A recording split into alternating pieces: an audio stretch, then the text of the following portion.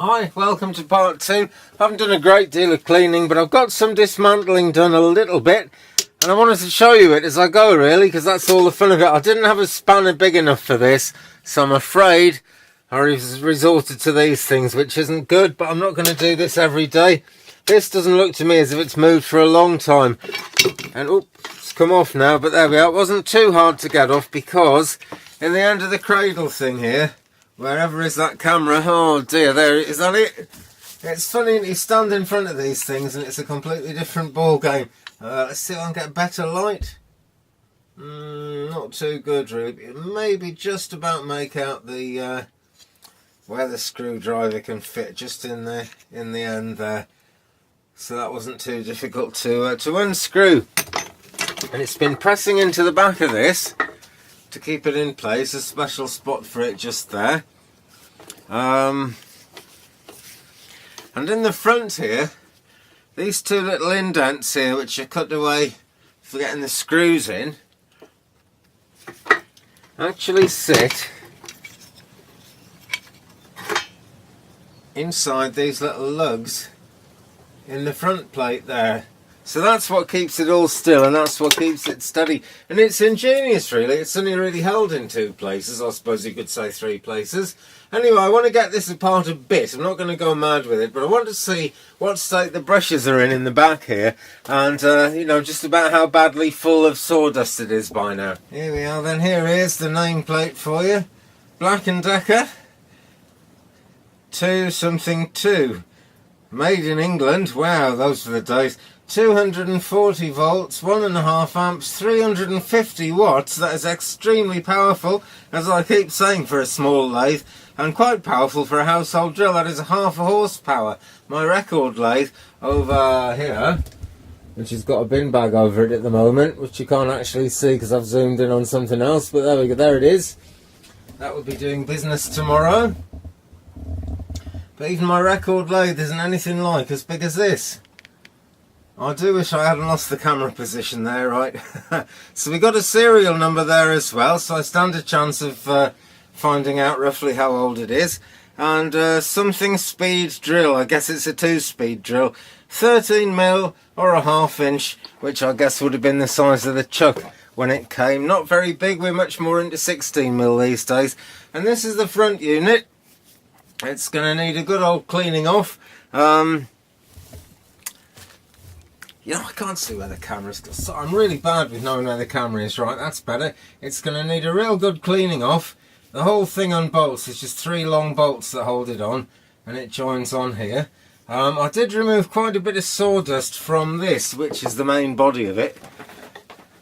But actually, you know, not as much as I thought might have been an issue. I've actually taken the whole motor out of there and everything now. Let's see. Yeah, you can see in there a bit better. So that isn't actually as bad as I thought it would be, except to say, after many years, it's caked in black stuff. But it may not be very much used, this, because look at these brushes. See, I took the brushes out there, and they're really good long ones. So, I mean, you know, it's really hard to say, but I think this drill might last a bit longer. If it doesn't, it should be possible to find another Black & Decker, or one with the same collar size, so we can actually do that. And here's the rotor as well, so come out. Doesn't look like it needs any major cleaning up in terms of, well, it's just this soot and dirt around the end here. Can you see that? I guess that's just about in shot. And that's, well, I'd just like to get that off because it'll smell better that way. But it's been well protected in here. It looks fine to me. The commutator rings with these massive contacts seem pretty good. They're not worn down very much at all. I'm pretty pleased with this drill. Now then, this orange bit at the front, which is the fan, which kind of draws air through the drill to cool it as it's running, is kind of a halfway evolutionary step, as the whole drill is, really. The original kind of 1950s handheld home drills that came out kind of, well, I think in the early 50s drills were enormous machines that could only be in factories. But by the end of the 50s, companies like Black & Decker were making them with metal bodies. aluminium bodies, I think. Certainly not conductive bodies, but they always looked a bit scary to me. And that went right on. Some point in the 60s, they started using this very thick, heavy composite plastic with a lot of metal parts inside as well, which we can kind of see in there. And that has led on to to the machines that we've got these days, where well, I don't think anything would be any remotely as well made as this, to be honest.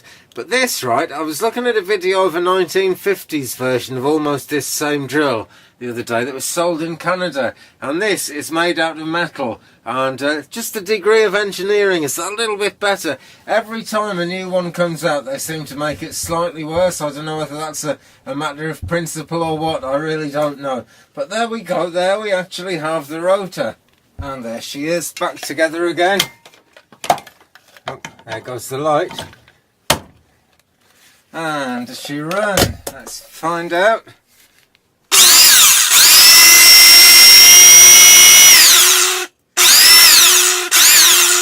That doesn't sound healthy, does it?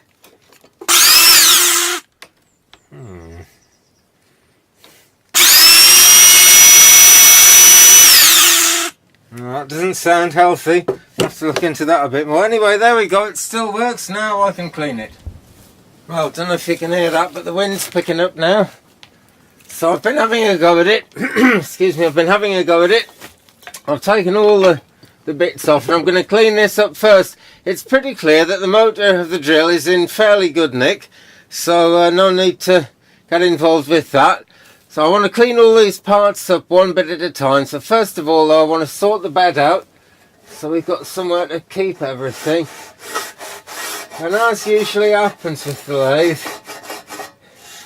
most of it's clean except the bit where all the work was going on before, because it does seem to have been used a fair bit.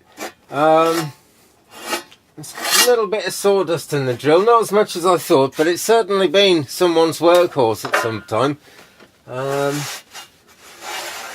Fairly clear though.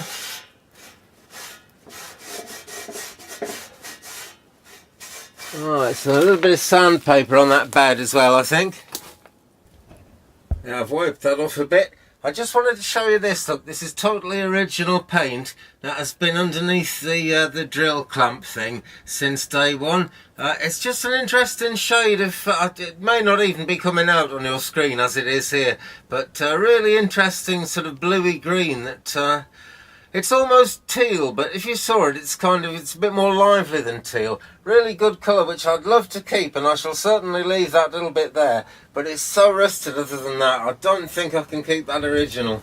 I've got some nice quality sandpaper here, and it's a bit mad to use the best sandpaper you've got for a job like this, but these are scrappy offcuts. I've used them for woodwork. Oh, actually, some of this is completely fresh. It's just, you know, not a very helpful shape. And after I've used it for woodwork or wood turning and it's all clogged up from that, or if it's just scrap like this, I use it for grotty metal jobs, and it does them reasonably well. So I wrapped it round a stick to keep it flat.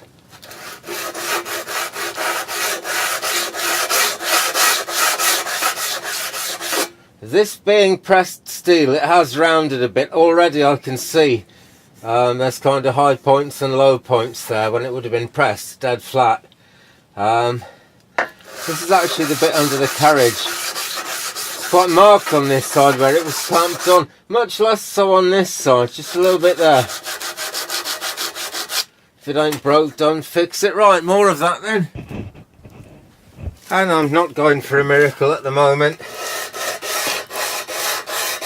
Works much better with a board on its edge, of course.